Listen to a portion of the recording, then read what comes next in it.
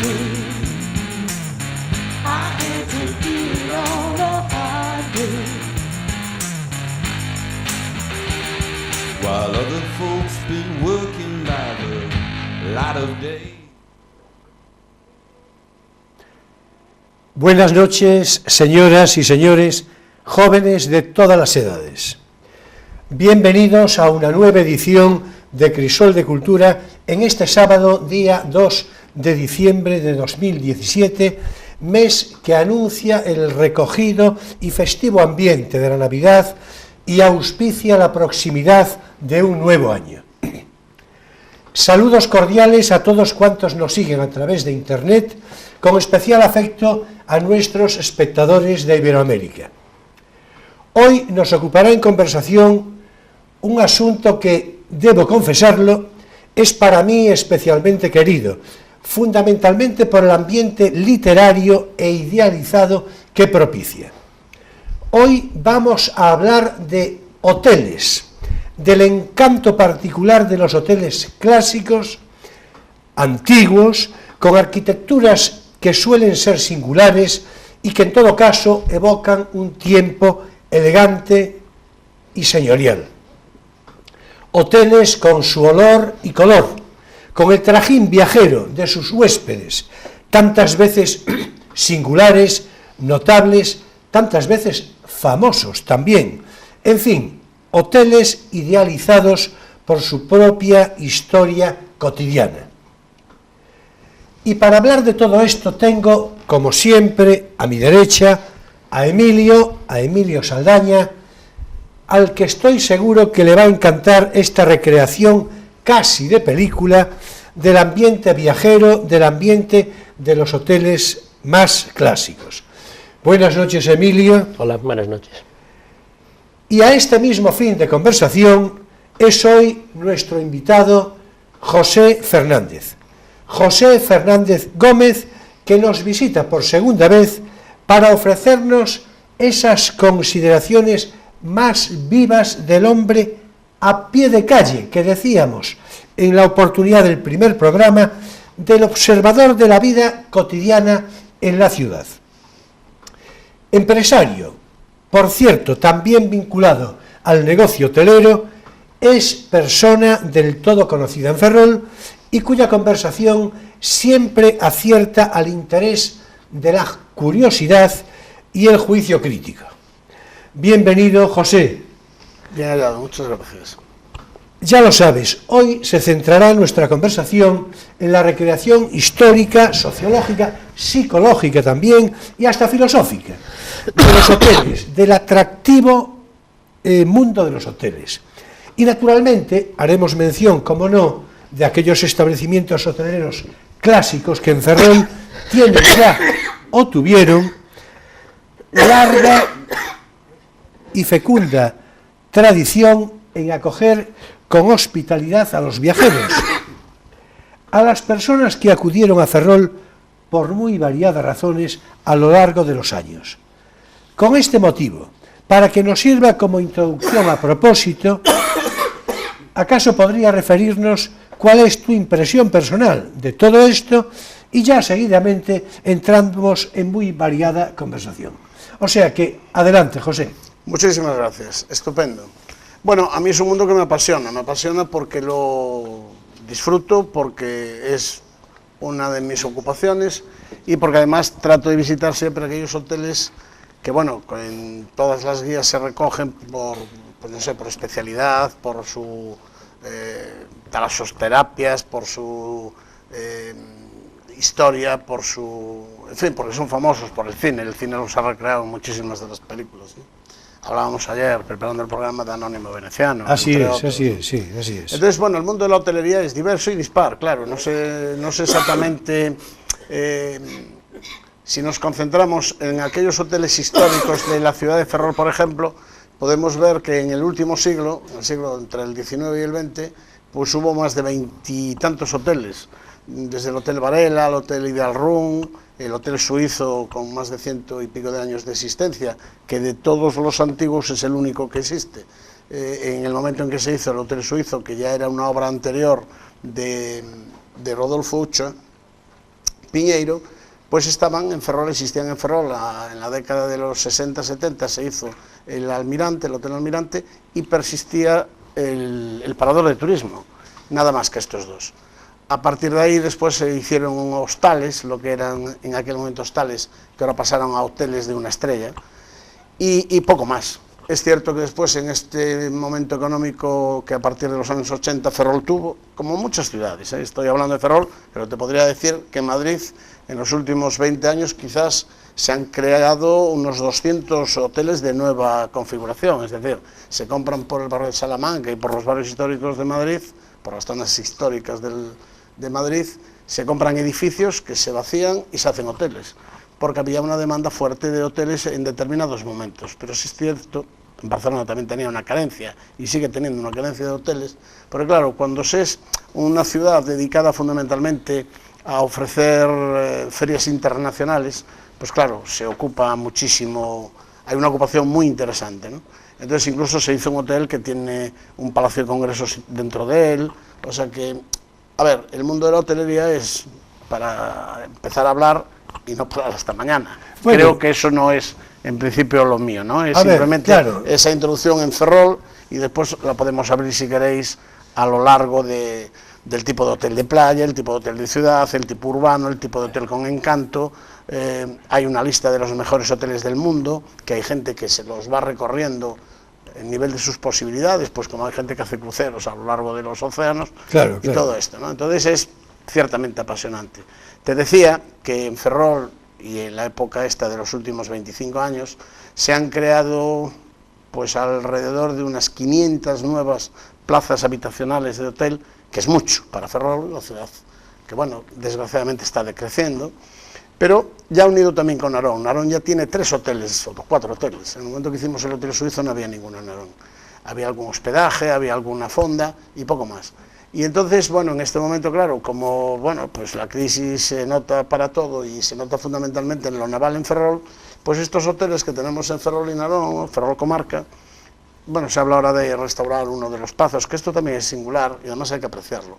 Los hoteles a veces, lo que se aprovecha de ellos, tanto a través del Estado, por paradores de turismo, como a través de la iniciativa privada, es recuperar bienes de interés público, es decir, casas de indianos, por ejemplo, pues estoy recordando el Pazo Olivunca, que era una casa de indianos y que se ha recuperado hace unos años en Narón para el tema de hacer bodas y para dar, bueno, pues hacer cualquier tipo de manifestación de cualquier tipo, por ejemplo, premios, que la Boda de Galicia hizo varias historias allí en esto, ¿no? Porque con unas carpas, bodas, etcétera, etcétera, y ofrecer esas habitaciones, ese número de habitaciones, pues de media docena a una docena de habitaciones, para que, bueno, pues los novios y los padrinos y tal, se ofrece esa posibilidad. Y una casa que se está derruyendo aquí en Canedo, en la calle Alegre de Canedo, pues también parece ser que la buena noticia es que lo han comprado unas personas, además vinculadas al mundo de la hostelería, para también ofrecer lo mismo, ¿no? O sea, hacer un hotel con encanto, que se llaman ahora hoteles pequeñitos, porque te dan unos lunch, te dan unas comidas tal, y también dedicarse a las celebraciones, bodas, bautizos y comuniones. La BBC. Vamos a dejarlo aquí, vamos a ver. Es que ustedes no lo saben, yo creo que no lo saben ni hasta Emilio, pero yo sí lo sé, naturalmente, que para eso me ocupo de la dirección del programa. José tampoco lo sabe, acaba de hacer no el principio, no la entrada del programa, sino el final. Es decir, si no, el programa no, el final. Ya. El final, con lo cual, pues tiene una suerte de originalidad importante. Porque la intención, la filosofía del programa de hoy tenía que ver, más que ver, tiene que ver, José lo sabe, por otra parte, tiene que ver precisamente con eso, con la recreación histórica, con el encanto, en un sentido no tanto comercial como, digamos, cuasi romántico, ¿no? En fin, filosófico y demás. A mí es lo que me interesa especialmente. Claro, naturalmente, hablaba yo de que es el final del programa porque José, estoy seguro que se da cuenta, ayer lo hablamos, ¿no? Sí. Te decía yo, al final yo creo que conviene que des tu visión de empresario, porque en definitiva así es decir, tú tienes esa doble faceta. Por una parte compartes la conversación desde una perspectiva, digamos, más cultural, ¿no? Pero después tienes la faceta de empresario, que yo creo, pero claro, es que destripaste todo de tal manera... No, lo abrí, lo seccioné y ahora lo tengo ahí en secciones para ir ya verás, dilucidando cada por ejemplo, una de del Hotel de Canido, sí, esa potencialidad de Hotel de Canido, lo habíamos hablado tú y yo precisamente hace un rato, fíjate tú, entonces, bueno, si os parece, por lo tanto, en el último tramo del programa nos referimos a esto. Y ahora vamos a iniciar la conversación así, en fin, por lo que tenía, por la cuestión, digamos, estética, ¿no? Por decirlo. Bueno, tú mencionaste nuestra conversación de ayer, en efecto, entonces yo creo que nos puede muy bien introducir en la conversación la novela magnífica, en su intención filosófica, de Thomas Mann, Muerte en Venecia. A través de la novela de Muerte en Venecia se hace por parte del genial Visconti en 1971 una película magnífica con el mismo título, Muerte en Venecia, protagonizada, en fin, todos lo sabemos, por Dirk Bogarde como, en fin, claro, Björn Andersen, el chico este, el joven efebo, que hace de Tasio, un joven efebo yo creo que irrepetible, ¿no? Porque es que está absolutamente dibujado, ¿no? Incluso en su carnalidad, probablemente, ¿no? O en su carnalidad inocente, no sé cómo decirlo, ¿no? Es decir, Silvana Mangano, como madre... ¿Qué vamos a decir de Silvana Mangano? ¿Qué vamos a decir de Silvana Mangano? Silvana Mangano como madre precisamente de Tasio, del chico. Romolo Valli como director del hotel, lo digo por la parte que te toca. Nora Ricci como institutriz que se encarga del... Bueno, y así un largo etcétera, que ya parece que estamos más en un programa de cine. Podemos recomendar de paso la película. Por supuesto, por supuesto. Yo creo, no por mis palabras, pero yo creo que se recomienda en sí misma, ¿no? Es decir, yo creo que sí, ¿no? Bueno, pues todo esto, ¿por qué hacemos mención de ello? ¿Por qué lo cito? Porque fundamentalmente la película tiene un ambiente, su ambiente fundamental, principal, en un lujoso hotel de Lido, de la isla de Lido, de la veneciana isla de Lido, ¿no? En el hotel de Schweins, que en definitiva viene a ser algo así como balneario. Es decir, sí, los talasoterapia de ahora. En efecto. Pero bueno, estarás de acuerdo en que lo de talasoterapia y lo de balneario, en fin, yo creo que la alternativa desde el punto de vista de cierta estética literaria, incluso fonética, ¿estás de acuerdo? Sí, también se decía aquello de tomar las aguas. Eso es muy bonito, tomar las aguas, bueno, tomar las aguas es muy bonito. Tiene una connotación más porque además poética. Era tomar las aguas en un sentido doble.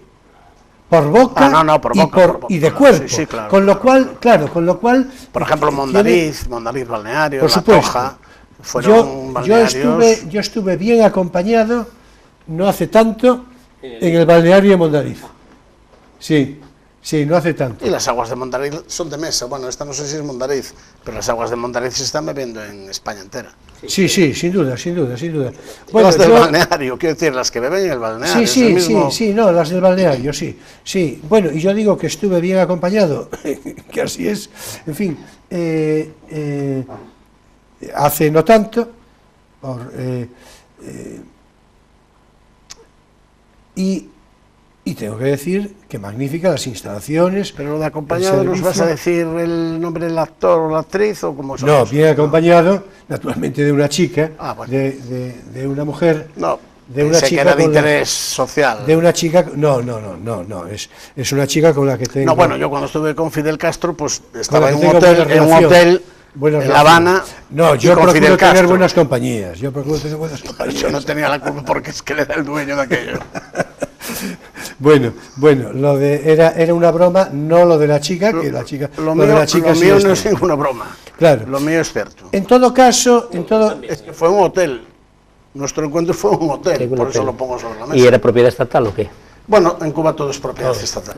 Lo que pasa es que si queréis lo dibujamos un poquito. Las compañías internacionales, españolas fundamentalmente, el 80% de los hoteles de Cuba en los años 70-80 se iniciaron por la cadena Meliá y otras cadenas nacionales. Yo sé que España los tiene muchas antiguos inversiones hoteles americanos los expropió el régimen cubano, y después, cuando ya se hacen los nuevos hoteles, salvo el Hotel Nacional, que es el Hotel Bandera de La Habana, el Hotel Nacional de Cuba, Hotel Nacional de Cuba, pues lo dirige fundamentalmente gente española. El propio Hotel de Cuba, que es propiedad cubana al 100%, lo dirige un director, bueno, hay un director cubano y un director español. Y es la cadena Meliá la que explota casi todos los hoteles, a través de sus distintas ramificaciones hoteleras. Y hay un nivel muy bueno de hotelería, y se están haciendo hoteles con inversiones multimillonarias, y ahí el tema es el siguiente: Cuba, el país de Cuba, el Estado de Cuba, pone el solar, y entonces la cadena española hace el edificio y coloca el edificio, y la explotación de ese negocio va un 51%, es que es un 51% cubano, sí, da un valor del 51 y un 49%. Para mantener el control. Para mantener el control.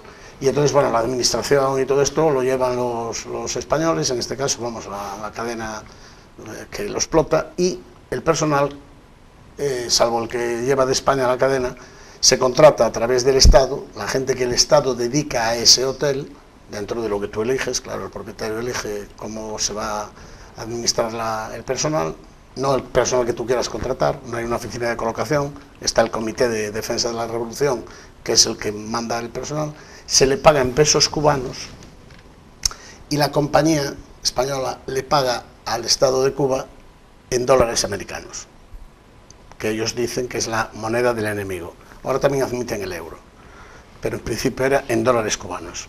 Entonces, bueno, esto es un poco la curiosidad de este país, ¿no? Quiero decir, es un país especial, es una dictadura, es un país muy querido para nosotros, todos los españoles, o por lo menos casi todos los gallegos, hemos tenido un pariente. ¿Quién no ha tenido un pariente en Cuba? Yo he tenido la suerte de tener a mi abuelo, y después, pues a la familia llega un cubano, nacido en Cuba, que es mi cuñado, y tristemente fallecido en su juventud, que, bueno, pues era un hombre de Cuba, y un hombre que quería ir a Cuba y que quería dedicarse a los negocios cuando Dios proveyese. Fidel murió bastantes años después de su muerte, y entonces de momento la cosa pues quedó así paralizada, pero fíjate cómo es la historia, ¿no? Que bueno, en fin, bueno, pues hicimos tremendo. Una digresión tropical. Justamente, eso iba a decir caribeña, tropical, que no está mal, porque claro, quiero decir, no está mal, no digo tanto en la lectura economicista, que eso ya se verá, pero desde luego en lo que tiene que ver con los hoteles, que es lo que nos ocupa. No, y son temas que uno, aunque vaya a Cuba, no conoce. Es interesante. Bueno, por otra parte tengo que decir que la broma que yo hacía sobre que yo frecuento buenas compañías, cuando tú aludías a Fidel Castro, tengo que decir que a mí me habría encantado, no tuve oportunidad, me habría encantado conocer a Fidel Castro, pero me habría encantado conocerlo en la intimidad. Quiero decir, bueno, yo la verdad no quise aprovechar la intimidad con él. No, vamos a ver, quiero decir, bueno, es bastante obvio, quiero decir, sí, en la intimidad de la conversación, en la confesión crítica, me habría gustado conocerlo de ese modo. No hay intimidad, no hay intimidad con Fidel Castro, en lo crítico.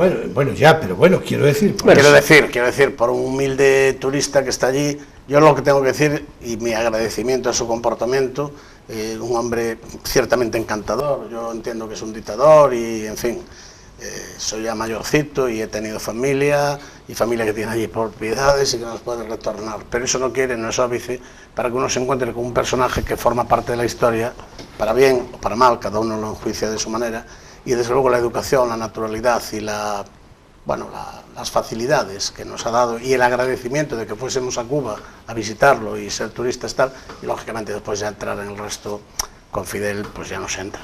Bueno, yo creo que en general, en fin, cualquier día dedicamos un programa a esto, que no estaría nada mal.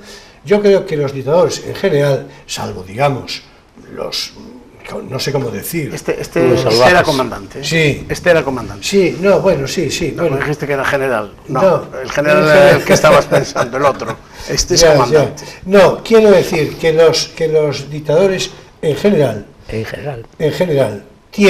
Es evidente que tienen, cada uno desde su perspectiva, pero todos tienen un carisma particular, si no difícilmente se convierten en dictadores. Sobre todo, difícilmente duran tanto, porque estamos hablando de dictadores de muchos años. Entonces tienen todos un carisma particular, un discurso generalmente de orden paternal, próximo, y entonces, por lo tanto, una cierta capacidad persuasiva, digamos, la psicología del triunfador, pero no desde la perspectiva, no, la psicología del triunfador que se asienta en el poder constituido, o sea, l'état c'est moi, es decir, no, pues esto sería, no, más o menos, es decir, pero traído al siglo XX o al siglo XXI. Yo de esos 20 minutos que estuve con Fidel Castro, lo que te puedo decir es que ahí entendí el síndrome de Estocolmo.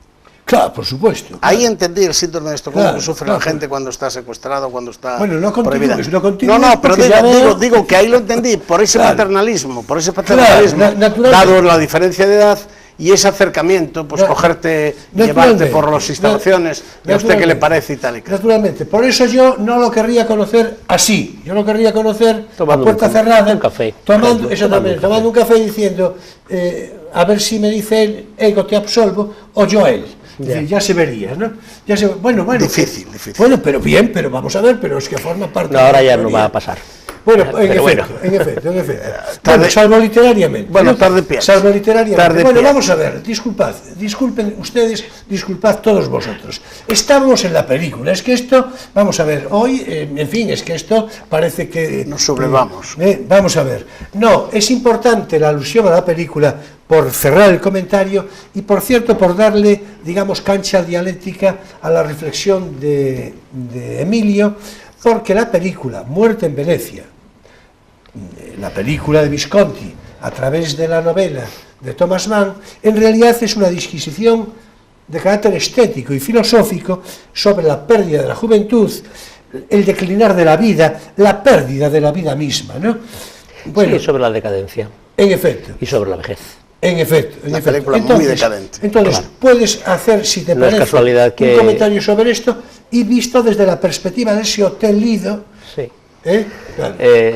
El Hotel Lido no es precisamente un hotel decadente en la película, es un hotel espléndido allí, en unas playas llenas de chicos jovencitos sí, que, por cierto, que juegan en el agua. Lo restauraron, sí, creo que a propósito para la película. Creo que y sí. La manga no está allí también estupenda con aquellas pamelas y aquellos rasos. O sea, es un ambiente de lujo y de sofisticación que contrasta con la situación real que esconde, que es que la ciudad de Venecia está siendo atacada por una epidemia, ahora no me acuerdo si era cólera, yo creo que era cólera, ¿no? El cólera, y que es en realidad la metáfora del estado de ánimo de la vida de Aschenbach, que se siente eso decadente y enfermo, y de hecho pues se muere en la película, y es una película intimista, y funciona sobre precisamente el contraste. Sobre todo funciona visualmente sobre el contraste, ¿no?, de la juventud y la potencia de Tadzio y de sus amigos y de la gente que va a tomar, que va a la playa, que no son enfermos porque no es un balneario, van a la playa por una cuestión de salud, unos cuantos, pero muchos van simplemente como se va ahora, es decir, porque les gusta estar en la playa. En el caso de Aschenbach va por salud porque, bueno, él no se encuentra bien y de hecho pues se equivoca, porque al final es peor para él. Pero ese contraste entre ese marco lujoso y sofisticado y burgués de la, en fin, clase alta y la situación personal del hombre envejecido y enfermo y decadente, que ya pierde el control de sus propios impulsos y ya cede a sus, en fin, oscuros deseos, pues es lo que da una grandeza visual importante a la película. Porque en realidad la novela es mucho más intimista, sí. Es realmente, en fin, la decadencia y muerte del doctor Aschenbach y de sus últimos, en fin, momentos consigo mismo, porque no pasa nada, en realidad, más que dentro de él. Es decir, toda la fascinación que siente por Tadzio no deja de ser una cosa interior que no se llega a manifestar, que no le lleva a hacer ni siquiera una proposición ni nada. Aquella cosa patética de pintarse y de intentar rejuvenecerse al final, que también retrata Visconti en la película, es para nadie en realidad, porque lo que él querría no llega a recibirse ni a percibirse, yo creo. Todos son, en cierto modo, proyecciones de sus deseos enfermizos y de su estado, en fin, decadente. Yo creo que la clave es esa, de su estado decadente, claro. Sí, proyecciones claro. Es de él que había sido toda la vida, en efecto, pues el típico burgués alemán, claro, en fin. Sí. Claro. Pero bueno, si es un momento de disolución. Un poquito a lo Nietzsche, ¿no? A lo Dionisos. Sí, así es. Es un momento de solución, pero también es un momento de libertad de los instintos y al mismo tiempo de generación.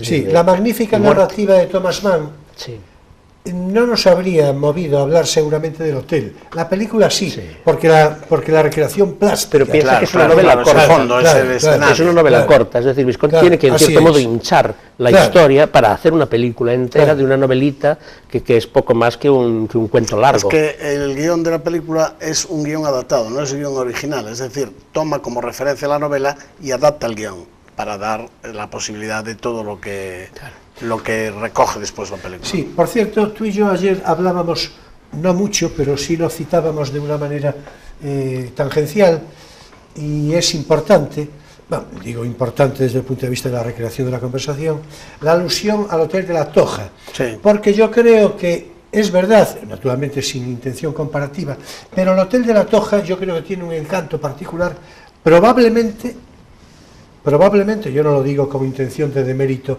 de ninguno, pero yo creo que probablemente el hotel con mayor encanto de Galicia, digo encanto. Con diferencia. Es decir, desde el punto de vista de esto que podríamos decir, en su mejor sentido, el glamour. Sí, ¿no? Mediados del siglo XX marcó un hito. Es decir, una elegancia distante, pero expresiva, que llega antes de entrar en el hotel, es decir... Es un edificio grandioso, con una grandiosidad que, en fin... Justamente, lo digo porque mencionar esto como mínimo, es decir, la mención expresa del Hotel de la Toja me parece que es fundamental. Ya desde que uno entra... La burguesía gallega que después subió al poder en el régimen que se instaura cuando Franco asciende al poder, yo creo que hace que Pedro Barrié de la Maza encuentre en la Toja ese sitio adaptado y adecuado para que retornen. Don Pedro Barrié de la Maza, hay que entender que era un hombre de industria y de comercio y de mucha economía, ¿no?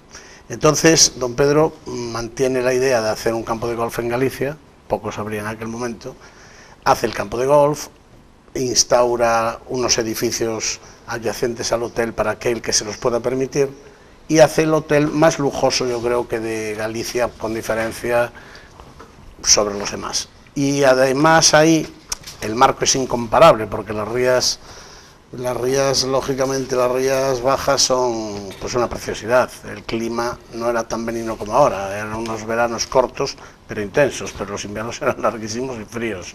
Y entonces la gente que estaba fuera de Galicia retornaba y se hacían durante años, pues desde los años 40 a los años 60, 70, las mismas familias tenían ya cogidas sus habitaciones y sus números de habitaciones. Y después ya aquellos que podían, pues aquellos que ya, digamos, picaban del régimen y eran cargos, no tenían por qué ser todos ministros, pero que lo sabía, pero que eran hombres pues que se manejaban económicamente bien, que tampoco tenían por qué ser funcionarios, empresarios afines al régimen, ¿no? Como los hay ahora y los hubo siempre. Entonces, pues bueno, tenían sus chalés. Y ya después sí que se hizo ya unas urbanizaciones, yo creo que podrían ser un poquito más bonitas en su conjunto, y hicieron que la Toja y el Grove, pues bueno, floreciese. Después, con el gran atractivo de la gastronomía y de los nuevos cocineros de las estrellas Michelin, etcétera, etcétera, y en tiempos más recientes, pues ha hecho que aquella zona siga siendo y siga manteniendo pues un estatus dentro de la propia Galicia, que ahora se demanda ya mucho desde el extranjero, es decir, cada vez ves más gente extranjera. No puedo estar más de acuerdo, seguramente tú también, sí.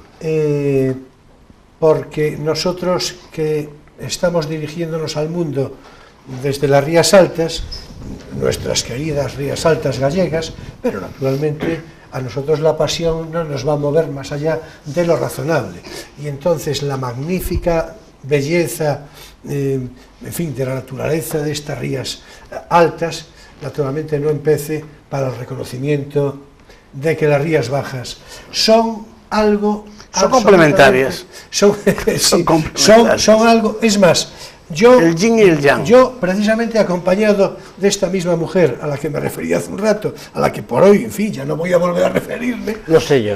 Bueno, no sé. Exactamente. Hay una segunda parte que no sé. Exactamente. Pues vamos con frecuencia por allí. Es una zona que nos gusta mucho, aparte de que yo tengo una hermana que vive por esa zona, con lo cual ya, si me falta pretexto, ya lo tengo. ¿En Pontevedra? Sí. No exactamente en Pontevedra ciudad, pero vamos, sí en la provincia. Y la verdad es que, desde el punto de vista, lo que acabas de describir. Sí, yo creo que es. Y desde luego, la zona de la Toja y el Grove conserva todavía, creo yo, ese encanto al que nos referíamos. Y si me permites, te diré que ha tenido la fuerza de darle impulso a gente, fundamentalmente de Madrid, gente de España en general, pero de Madrid en particular, para potenciar desde ahí todo lo que se ha hecho en el entorno. Hablo de Sanxenxo, hablo del Grove, hablo de todos esos pueblecillos que de 20.000 habitantes pasan a 150.000 en verano. Y fundamentalmente, pero no solo ya eso, sino que eso se ha extendido a lo largo y ancho de toda Galicia, porque bueno, está toda la zona de Finisterre, está toda la zona de Estaca de Bares, está toda la zona del Barquero, está toda Galicia. Y algo es lo que hace que inicie, y quien inicia turísticamente y quien tiene impulso a nivel nacional, porque se habla de ello, es la Toja, concretamente la red de Pontevedra. Bueno, en fin, disculpad, un breve paréntesis, enseguida continuamos la conversación. Esta interesante conversación. Quería decir, si quieres, apunto solo, que el Gran Hotel de la Toja tiene en común con el Gran Hotel Nacional de Cuba, ese afianzamiento de la gente de posibles y posicionada, claro, que era la que ya en los tiempos de la dictadura anterior a Fidel Castro sí, con Cuba, Batista, con Fulgencio Batista. Bueno, pues muy bien, ahora decía, es tiempo para nuestro espacio divulgativo, no tienes por qué saberlo.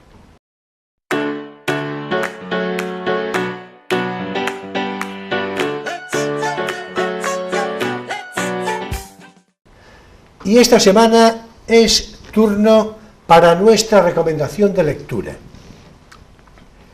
En fin, por donde quieras, tú o yo mismo. Bueno, como ya he propuesto novela negra cubana, porque no estabas tú sí, es verdad, el día que propuse a Padura, ¿no? Un novelista de policíaca en La Habana, y que es una lectura ligera y fresca, porque era así como finales del verano. Y después un libro de divulgación histórica, que no era propiamente una novela, pero sí historia divulgativa muy asequible y muy interesante. Leonor de Aquitania, del francés pues hoy quería proponer una cosa un poquito más filosófica, que es Claros del Bosque, de María Zambrano. María Zambrano es, bueno, sin duda, la filósofa más importante de la historia de España y de la historia de Europa, con Simone Weil y con Hannah Arendt, pues probablemente también. Pero en España, claro, hay tan pocas mujeres filósofas que en realidad ella es casi la única. Sí, hombre, desde luego, hasta los años 60, la única, prácticamente. Es una discípula de Ortega y también de Zubiri, aunque de Zubiri es casi más compañera que discípula, pero bueno, entonces de la Escuela de Madrid, pues en fin, muy ligada como todo el círculo orteguiano a la República, que pues cuando, en fin, la cosa se pone como se pone, en el 39, pues se tiene que exiliar. Se va, además, precisamente a Cuba, y después de Cuba está en México, en Puerto Rico, finalmente vuelve al final cuando, pero en fin, ya muy mayor aquí. O sea, que casi toda su obra en realidad, salvo los años que estuvo en la Cátedra de Metafísica, allí en Madrid, pues eso, finales de la época republicana, pues el resto es todo obra de exilio. Entonces ella lo que hace es transformar la idea esa de la razón vital de Ortega, que es un poco intentar superar la dicotomía entre el vitalismo de Nietzsche y el racionalismo, digamos, yo qué sé, kantiano y postkantiano, intentando una cosa mixta, donde el hombre se vea como un complemento entre sentimientos, emociones y razón, que es un poco lo que luego llevará a unos extremos de tecnicismo asombrosos y difíciles. Zubiri, pues ella lo lleva por otro camino, ella convierte la razón vital, esa orteguiana, en razón poética. Lo que intentará es hacer una filosofía muy próxima y a veces confundida con determinada poesía de la reflexión y del pensamiento y mística incluso, ¿no? Ella llega a decir, la filosofía es la pregunta y la poesía es la respuesta. Pero claro, cuando habla de poesía se refiere sobre todo pues, a San Juan de la Cruz y estos filósofos de la profundidad. Entre los contemporáneos, pues en los dos extremos con los que más trata ella, de los poetas de su momento, pues Valente, el orensano, que conoce en Ginebra, porque también está en Ginebra ahí una temporada, y Lezama Lima, que conoce de su etapa cubana. La disquisición emulativa que haces entre Zubiri y ella es no solo pertinentísima. Yo Zubiri de todas maneras no recomiendo prácticamente nada para leer así. No, claro. Si acaso, claro, no, precisamente por esto lo cito. Es decir, Naturaleza e Historia de Dios, porque son artículos y entonces son un poquito, o a las 5 lecciones, pero fuera de ahí, meterte en inteligencia sentiente o eso es una cosa... No, sí. Sin embargo, en inteligencia, bueno, no es Zubiri lo que nos ocupa, ya se sabe, pero la inteligencia sentiente sí es interesante. Digo la conclusión, otra cosa es el trayecto, ¿no? El trayecto. Ahora, todo el andamiaje yo tengo que decir difícil. Que la definición de inteligencia de Zubiri, digamos la conclusión definitoria de la inteligencia de Zubiri, me parece la más pertinente, la más a propósito y la más cabal, por aquello de que hay tantas inteligencias, que si emocional, que si... No, bien, pero hay que recoger en esencia... Ahora, Zubiri es complejo, es tortuoso... Sí, es difícil. Entonces, pero por bueno, eso digo que el símil emulativo... La razón vital de Ortega, el hombre como animal raciovital o raciovitalista, es la inteligencia sentiente, que es el hombre de Zubiri. Y es también la razón poética de María Zambrano.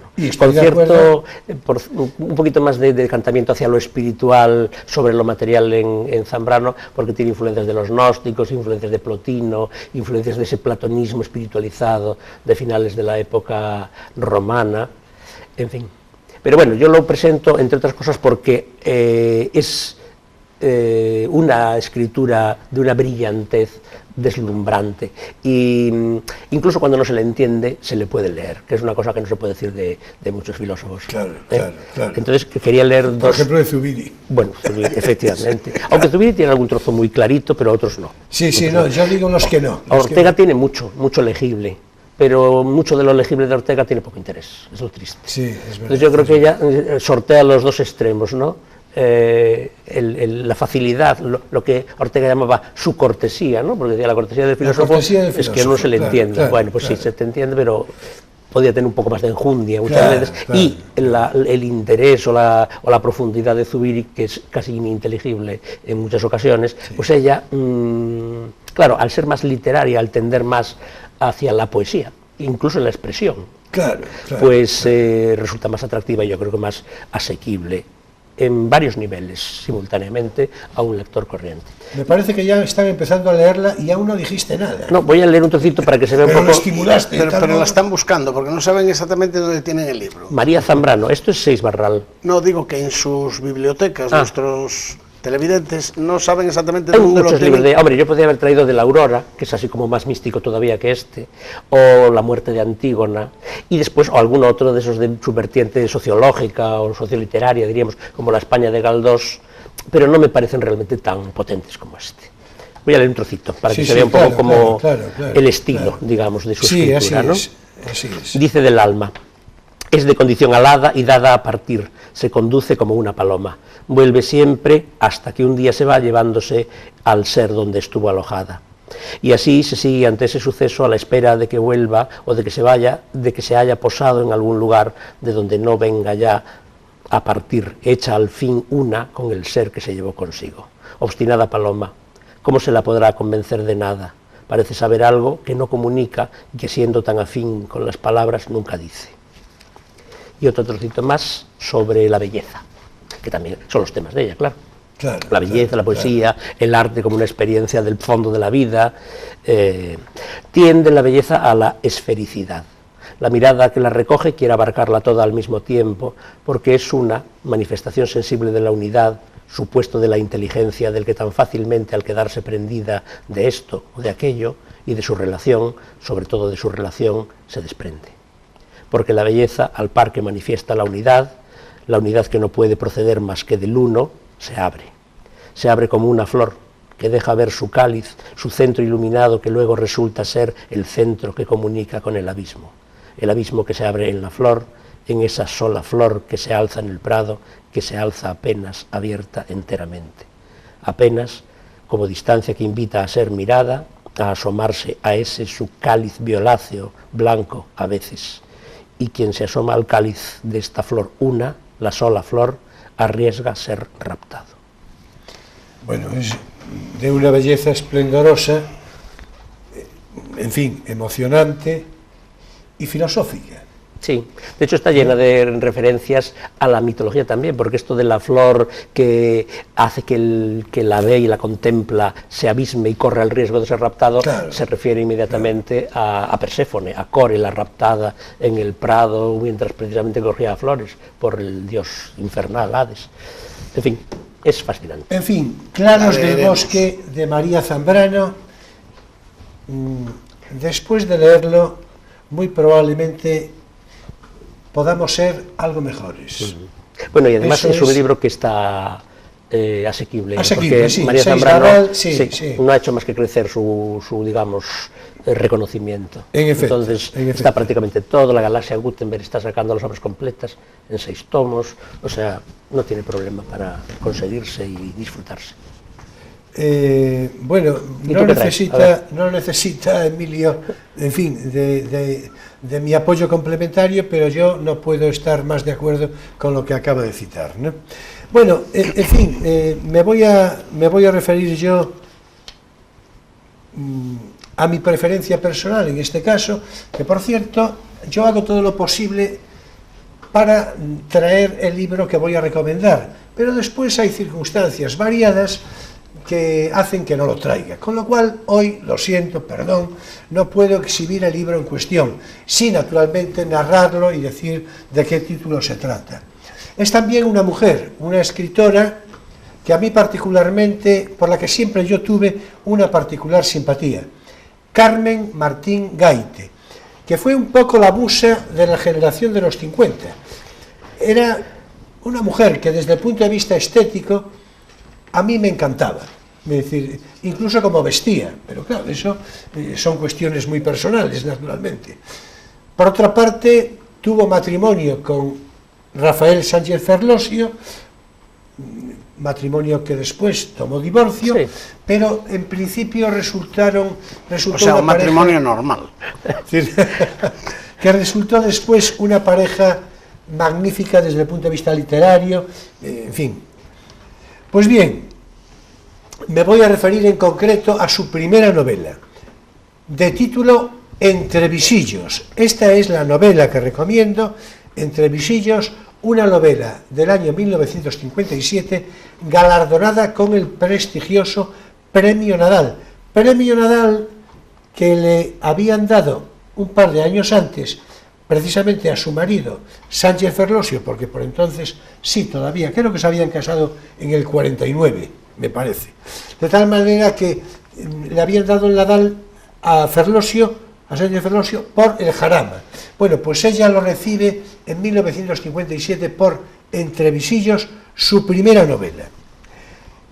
En esta novela se describe la vida provinciana, un tanto pacata y rutinaria, de unas muchachas adolescentes, estudiantes, y entre paseos, noviazgos y el ambiente del instituto, todo se entremezcla para ofrecer una realidad social cotidiana sin estímulos suficientes, una sociedad seguramente demasiado encorsetada en una estructura en exceso conservadora.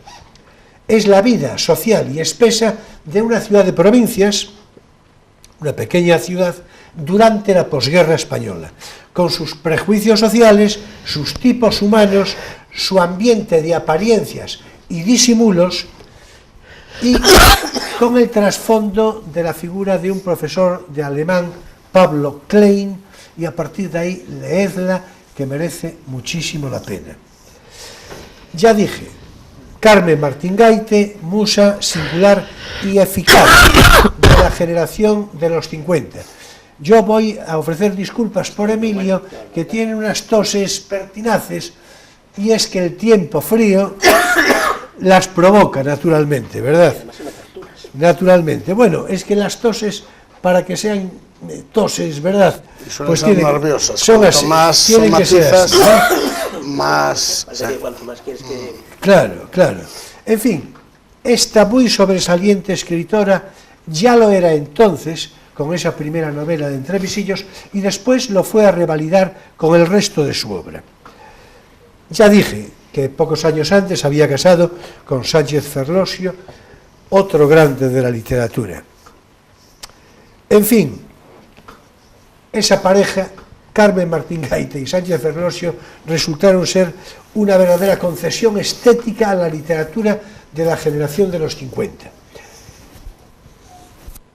En fin, leed si os parece, e incluso si no os parece, Entrevisillos de Carmen Martín Gaite. Y es una literatura, vamos, una novela intimista, porque con ese título, ¿verdad? Sí, no, bueno, pero describe lo que acabo de citar, La vida provinciana, en fin, de aquel tiempo, con sus prejuicios sociales, esa forma pacata y disimulada de la... En fin, es un reflejo social muy a propósito de aquel momento y de la posguerra, en fin, y sobre todo con una literatura muy eficaz, una magnífica literatura. A mí siempre me gustó los cuentos, por ejemplo, sí, de Carmen Martín Gaite. Es que para mí bordaba la literatura, y no lo digo naturalmente por tarea femenina. Lo que pasa es que, bueno, las líneas literarias son muy divergentes. Ah, sí, claro, claro. A pesar de su primera novela más o menos sociológica, esta del Jarama, pues el resto de su narrativa... Dices Sánchez Ferlosio. De Sánchez Ferlosio, claro. Sí, sí. Se separa completamente de todo costumbrismo y de toda facilidad, no, y de toda... No, por cierto, es un poco el Zubiri de la literatura, a veces. Sí, bueno, y su parte ensayística, peor. Claro, el testamento de Jarfoz, por ejemplo, sí, es de una complejidad enorme. Y hablamos dentro de la narrativa. Sí, sí, sí. A mí, sin embargo, me encanta, pero bueno, es que, en fin, es que cada uno, ¿verdad? Sí, sí. Ya se sabe. Hombre, no creo que eso tuviera que ver con las disensiones matrimoniales. Te lo iba a decir yo, pero si esas divergencias afectarían al matrimonio. No lo sé, desde luego yo creo que... Y una cierta soberbia intelectual de él tampoco debió de favorecer. Sí, bueno, yo creo que podemos redondear con este comentario, porque eso yo puedo suscribirlo sin dificultad. Sí. Creo que sí, creo que sí. Y bien, hasta aquí por hoy nuestro espacio divulgativo. No tienes por qué saberlo.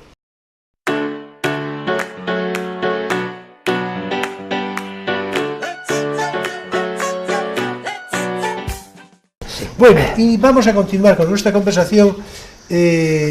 Nos vamos a centrar, si os parece ya, en esta segunda parte, en específicamente, claro, los hoteles en Ferrol, pero permitidme, vamos a ver, continuando, no todavía desde el plano más comercial, sino desde esa perspectiva.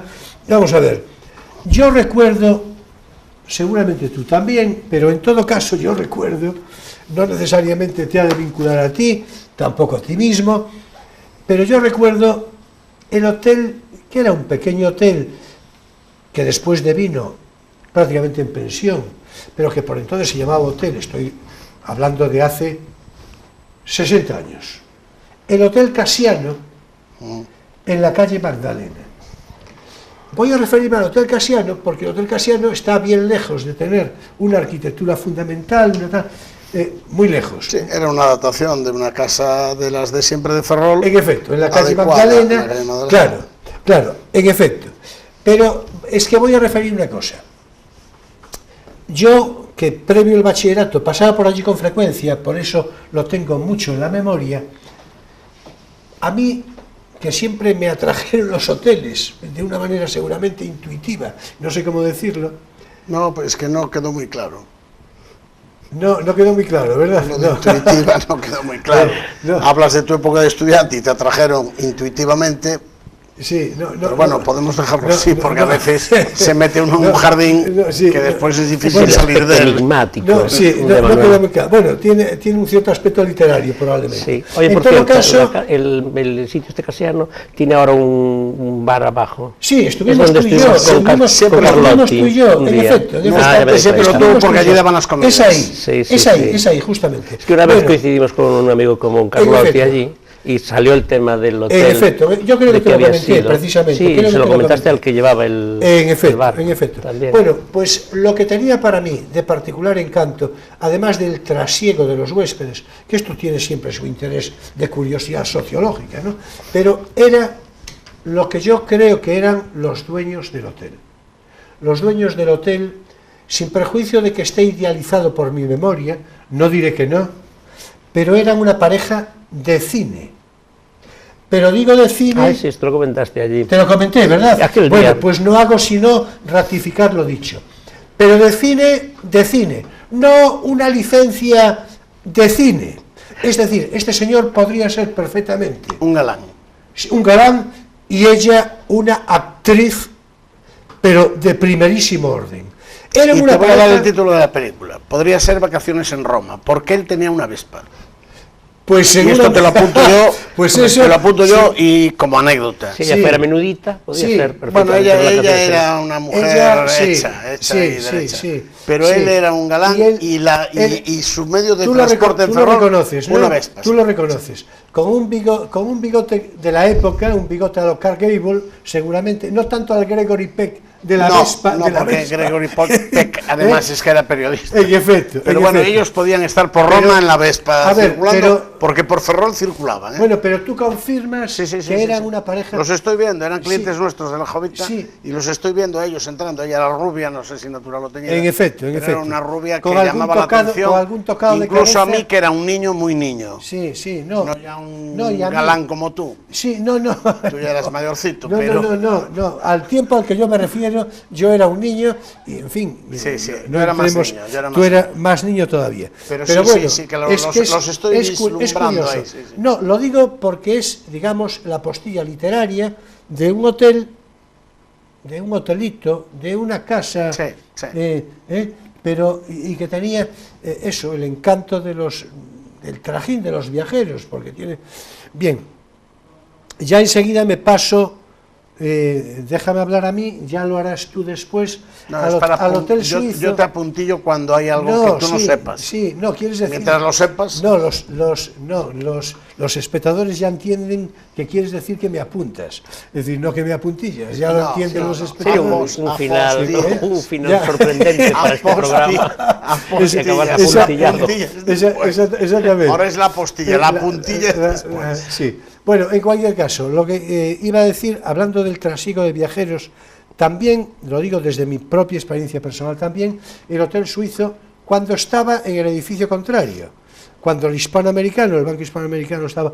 Bueno, yo todavía me acuerdo de eso, los mozos de cuerda, es decir, más o menos con su uniforme, llevando las maletas y demás, ¿no? Bueno, después tú nos hablarás algo, naturalmente, como no, de la restauración del Hotel Suizo, que yo lo tengo aquí como referencia de que fue Fonda Suiza, tú no me lo vas a negar, nació... No, porque te lo dije ayer. Nació, sí, me lo decía, sí, pero bueno, yo... No te lo voy a negar hoy. Sí, vamos a ver, yo lo sabía, yo ya lo sabía hombre, sí, previamente. sí, sí. Bueno, Vaya yo no, por delante. yo no. Me Bueno, alegro sí, mucho de también- que me lo digas. Después de No, Fonda también fue no. Hostal, que él ya no se acuerda.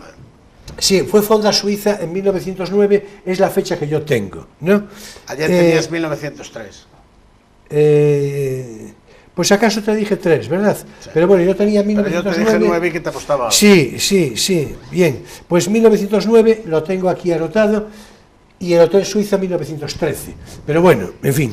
Y no estaba, entonces, ¿dónde está ahora? Estaba en el edificio de lo que es ahora el Enfrente. Lo que es el banco. El banco. Enfrente, claro, sí. Ese era el hotel grande. el Santander, El ¿no? gran hotel El era banco, ese. Sí, Santander. hoy. Bueno, ahora hoy. es Santander, antes Sí. era hispano. Era hispano. Y antes era hotel. Ya, En efecto. Y ese era el Perfecto. edificio grande. Después era el de enfrente, que era solo la mitad de lo que es hoy el hotel, ese era lo que era Fonda Suiza, con 2 plantas. Claro. Después se hizo hostal y se aumentó una planta más, y después ya se dejó en el abandono, y cuando nosotros lo recogimos, pues aquello ya estaba todo achatarrado, por decirlo de alguna manera. Había sido también telefónica, quiero decir, una oficina de telefónica de esto de meter las clavijas para ponerte con el número tal, y después también había sido un almacén de farmacia. Yo esto todo no lo recuerdo, porque aunque iba al Tirso de Molina y iba por Gaya Dolores, no lo recuerdo físicamente, porque bueno, yo de niño pues tampoco miraba, ni pensaba ser constructor tampoco, como lo fui después, que no lo sabía yo. No, el almacén de farmacia era Sanjurjo. Sí, pero quiero decir Sanjurjo que fue también, después de la ser parte de telefónica, arriba, sí. fue... La La de abajo Telefónica yo no lo recuerdo. la de abajo se mantuvo hasta que nosotros lo compramos, el edificio se mantuvo, la parte baja de la Guerra Real, se mantuvo como hotel, perdón, como café suizo, claro, durante toda su existencia. Claro. Hasta la muerte de Imeldo Corral. Es decir, Pues Imeldo Corral, sí, yo tengo una foto el de pintor Imeldo Corral ahí, Corral, sí. que iba por allí con frecuencia. Bueno, vamos a ver, voy a mencionar esto así porque después el tiempo ya sabéis lo que pasa. Sí. Ya sabéis lo que pasa. Es decir, voy a mencionar un hotel que ya no existe, ayer lo hablábamos, el Hotel Ideal Room, que merece naturalmente mucho la pena porque es una reseña histórica importante. Sí. Probablemente el hotel más céntrico. Sí, de su Ferrol, situación, desde luego, la porque, Plaza de Armas, esquina claro, con la calle la de la Plaza de Tierra. Armas, enfrente del ayuntamiento, en el edificio que hace esquina a la calle de la Y Tierra. un edificio precioso porque también era de Ramón También Ucha, era de Rodolfo Ucha. de Rodolfo Ucha. En efecto. Sí, los dos edificios son de Rodolfo Ucha. Claro, en efecto. Bueno, el Ideal Room fue algo posterior al Hotel Suizo, Sí. fue del año 17, de 1917. Hay una curiosidad interesante que, en fin, que a mí me gusta mucho y que le va a gustar especialmente a Emilio, y por qué no, a ti también, y es que el primero que inauguró el libro de visitas del Ideal Room, el mismo año, en 1917, que coincidió que vino un viaje a Ferrol, desconozco el motivo, pero vino, fue precisamente Ortega, el filósofo Ortega y Gasset. O sea, vinieron los dos. Sí, este es el mal chiste, que claro... Pero siempre te llama la Es decir, cosa de decirlo, ¿no? En fin, Y yo que he traído aquí a Es que su a veces, discípula sí, preferida. Exactamente. Si dices Ortega Gasset, pero si dices Ortega y Gasset, Sí. pues es que, en fin. Y nuestro público, supongo que también algún público juvenil que tendremos a estas horas de un sábado, supongo que también, a lo mejor esto no lo oyeron nunca y ahora lo adoptan. Ya. Sí, bueno, si fueron alumnos o son alumnos de Emilio, sí, naturalmente. No se sabe el caso que me Nunca se hace. sabe. Una cosa es lo que yo digo y otra cosa es lo que oyen ellos. Bueno, en cualquier caso, es una curiosidad interesante y desde luego simpática e intelectualmente histórica que haya sido el primer...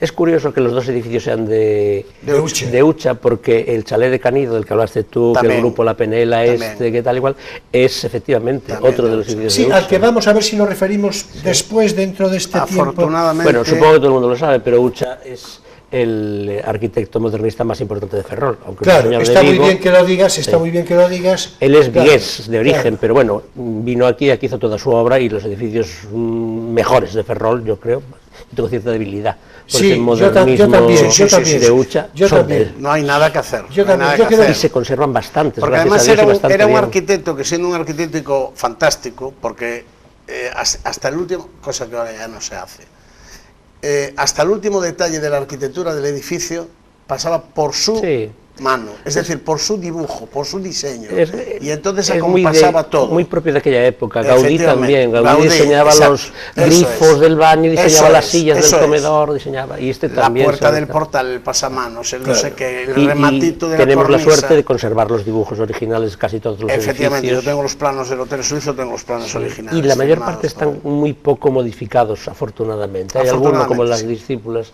que se le añadió una planta y se le eliminó Sí, pero bueno, aquellos el chalet tejados, también, el tal. chalet está precioso. Pero el chalet está, sí, La estética del chalet es una maravilla. sí, es un edificiazo. Sin duda, sin duda. A ver si podemos dedicar algún tiempito, en fin, aunque sea de una manera... Sí, salió un poco adelantado. Claro, un día claro. hacemos un programa para Claro. Ucha. No, Hombre, Ucha merecía un programa. por supuesto quedaría para ello. En cualquier caso, lo que sí podríamos hacer un programa, en fin, porque vamos coleccionando, ¿verdad? Ahí en el... Bueno, en ideas la para carpeta- programas tenemos docenas, en la carpeta, claro. en fin, O sea, temas. esto va a parecer una butade, pero en cierto modo sí, eso de que cualquier tiempo pasado fue mejor, pues podemos dirimirlo. De momento ya vemos que en el plano modernista, pues a lo mejor, acaso sí, en el escrúpulo de los arquitectos, de momento, sí, ¿no? De momento.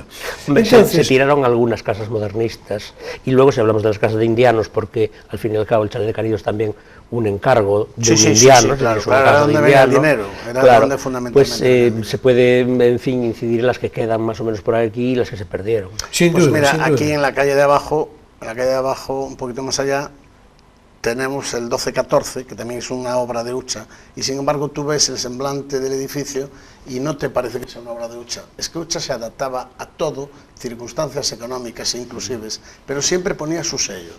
Aunque fuese un poco, ¿cómo te diría yo?, un poco diferente a su estilo, a lo que llama la atención, a los edificios más clásicos de él, como el Jofre, por supuesto, que es la obra cumbre, creo que hay en Ferrol, el Hotel Suizo, el original, o sea, el grande y el primer hotel suizo y la Fonda Suiza y otros muchos más. Sin embargo, hay muchísimos edificios hechos en Ferrol que, aun no siendo tan grandiosos y tan grandilocuentes en el presupuesto, estaban tan estudiados y tan racionalizados que que yo restauré en la calle Dolores y que es un edificio pues muy sencillito de fachada, unas líneas muy tal, hasta estudiaba en su momento, fíjate, en el año 40 estamos hablando de este edificio, cuando en Ferrol no había un ascensor, salvo, no sé, en ningún sitio, había un ascensor en el año 40. Pues él ya estudiaba, si el propietario no podía poner ascensor, estudiaba la rampa de escalera de forma que el día de mañana se pudiese poner un ascensor, cosa que se hizo. El día de que llegó y se le puso el ascensor. Y no hubo que tocar nada más que acortar el hueco exacto y poner el ascensor. Esto es cosa de un arquitecto visionario. Sí, sí. Y no quiere decir que en el año 40 no se estuviese viendo que iba a ser necesario para un edificio de bajo y 4 plantas montar un ascensor, pero no había economía. Entonces el arquitecto se adaptaba a esa economía. Hay que recordar también, para nuestros televidentes, que posiblemente no lo sepan, o algunos, la vida de él es apasionante y de hecho Bueno, pero no perdamos de vista pero digo que la vida de él es No, pero es que hay apasionante. que hablar porque La vida de él es estando apasionante. ahí Lo que pasa es que el proyecto. Claro. cuando entras en un personaje tan... Por eso. Termino diciendo que él era arquitecto municipal. Por eso también hacía muchísimas más obras, porque de aquella era compatible, hoy no lo sería. Que hoy el arquitecto municipal del ayuntamiento no podría hacer obras en el ayuntamiento en donde es técnico. De aquella sí se podía hacer y por eso tuvimos la suerte, la gran suerte, Pues sí, de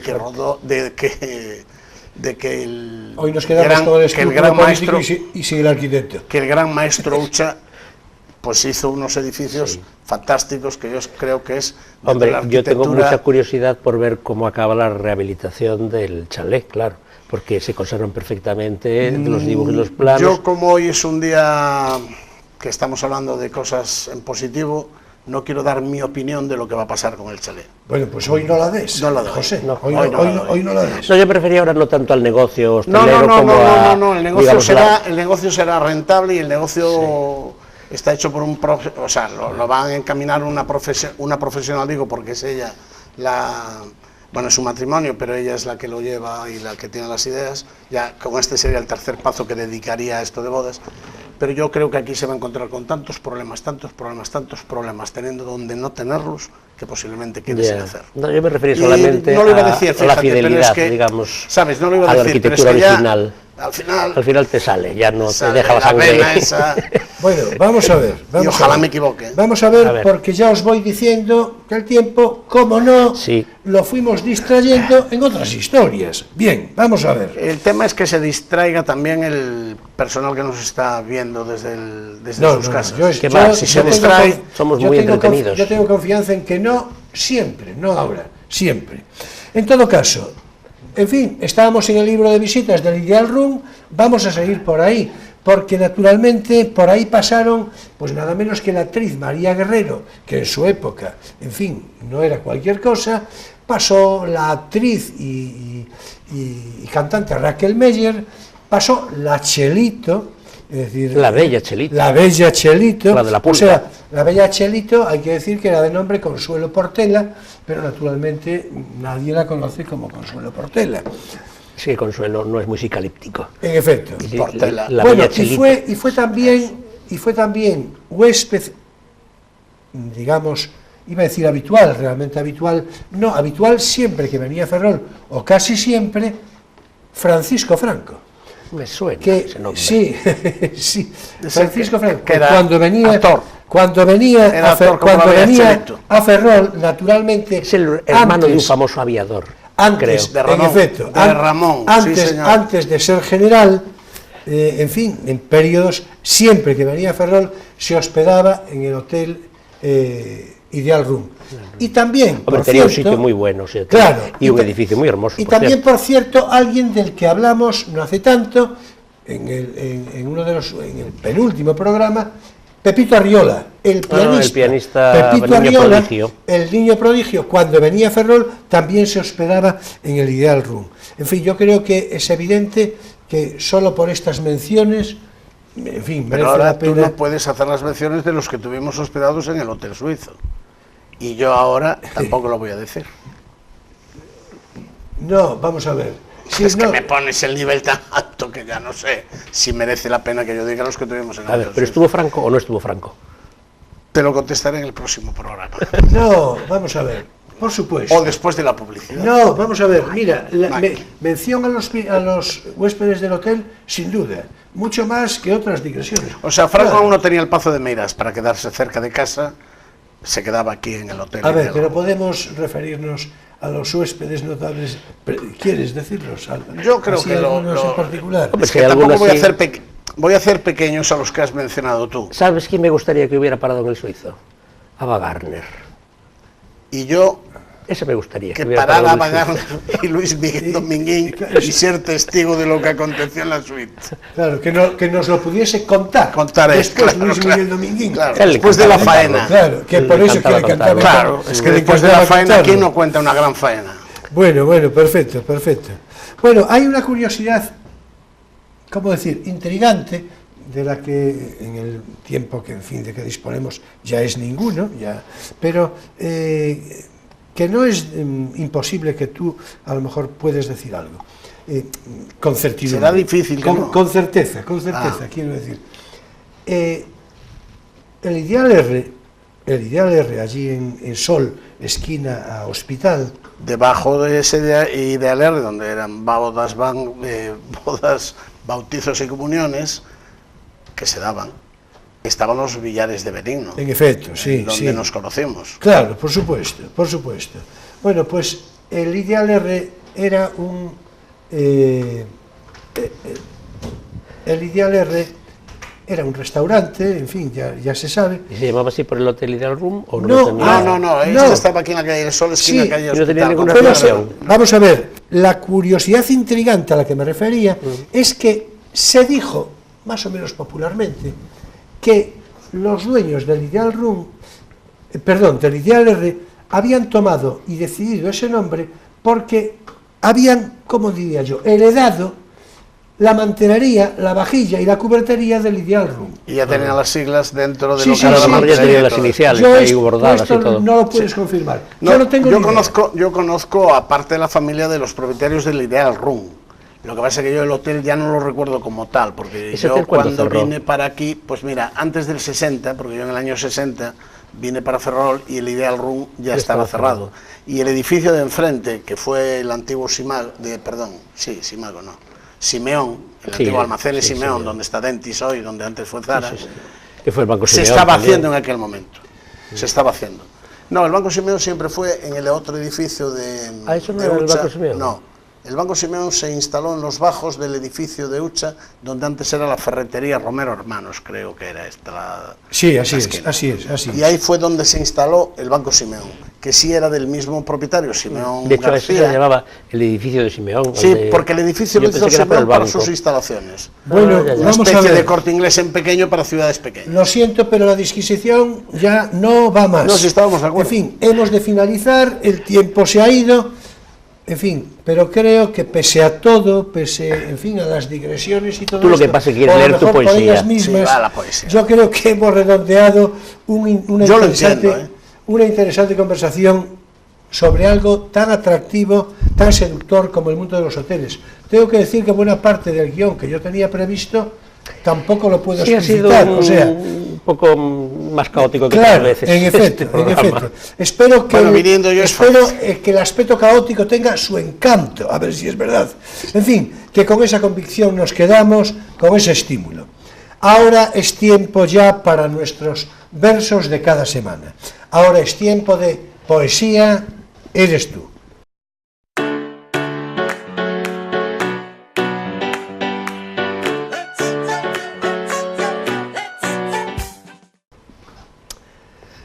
Y hoy haré mención a un excelente poeta barcelonés, felizmente todavía vivo, aunque ya en edad avanzada, Enrique Badosa. Enrique Badosa es un poeta sobresaliente de la llamada generación de los 50, además de notable crítico literario, que lo hablábamos tú y yo hace un rato. Sí, traductor de poesía latina, editor de Horacio, en fin. En efecto. Daré lectura a dos de sus llamadas sátiras. Lleva por título la primera, Se te han encanecido los espejos. Y dice así: se te han encanecido los espejos, se te vuelven rugosos los espejos, ya no trasnochan tanto los espejos, se te ponen las gafas, los espejos, algo de seriedad en los espejos, se te deserotizan los espejos, se te ocultan tristones los espejos, tienen frío en la cama los espejos, casi pasan de largo los espejos, apenas sí te miran los espejos, cada vez más perdido en los espejos, y tu ausencia indeleble en los espejos. Y lleva por título el segundo de los poemas, Tan sensible pérdida, y dice así: vas de cuerpo presente por la calle, vistiendo ropa limpia de hombre muerto, atildado de cirios y ataúd, pero superviviente de tu entierro. Falleciste en olor de Christian Dior, tal como corresponde a tu abolengo, y sigues ágil, fuerte y juvenil, y da gusto venir hasta tu féretro, desde donde diriges, más que nunca, la multinacional del dividendo. No necesitas misas ni indulgencias, ni bendición papal, ni sacramentos. Tú mismo te perdonas y te otorgas eterna salvación en tu dinero. Buenos días, cadáver animoso. Qué de buen ver, qué rico, qué dispuesto a nunca más morir en modo alguno, que es cosa que produce mal efecto, cosa que es natural entre los pobres, pero no muy bien vista entre selectos. Tu tan sensible pérdida nos llena de cristiana alegría, de asco y tedio. Corrosivo, genialmente corrosivo, Enrique Badosa. Estaréis de acuerdo. No le tenía simpatía, está claro. Sí, la verdad es que no le tenía simpatía, pero estoy pensando que empezamos con Muerte en Venecia y ahora terminas un poco con el epitafio. Quiero decir que este no está muerto, este es un póstumo de sí mismo. Claro, por supuesto. Es un pero ya lo tiene preparado. Cuando muera te digo yo que vais a lo leer. Es un póstumo vivo. Sí. Es un póstumo vivo, es un eterno muerto. Sí. Claro. Hombre, habría que saber la circunstancia para ver a quién, por eso en quién digo piensa corrosivo, y tal, genialmente sí. Corrosivo, Enrique Badosa. Sí, y hasta aquí, por hoy, nuestro espacio lírico, poesía, eres tú.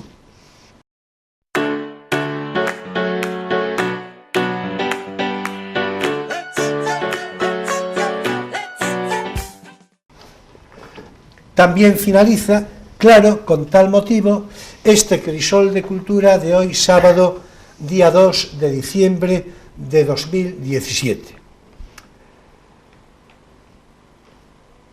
Muchas gracias, José, por tu presencia. Muchas gracias a vosotros y a nuestros telespectadores por su paciencia. Por tu conversación, Será en cualquier momento, ya con el nuevo año en marcha, que te invitaré de nuevo a participar en este programa Crisol de Cultura. Un placer.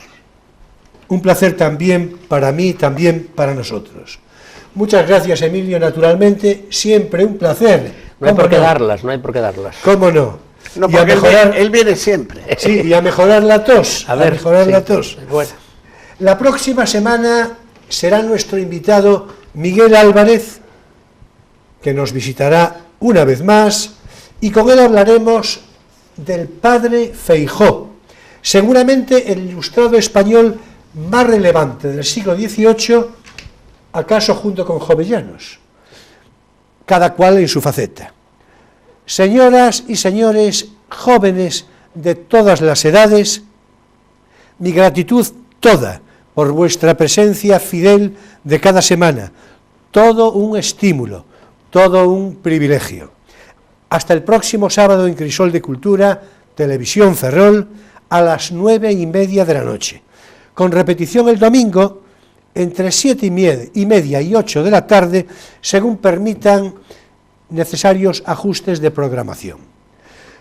Por lo demás, para los amantes del cine, si estáis viendo este programa en su emisión del sábado, sabed que a continuación se ofrecerá una excelente película con animado coloquio. Nos vemos el próximo sábado a las 9:30 de la noche. Será un placer. Ya sabéis que paso lista. Muchas gracias, buenas noches y feliz semana.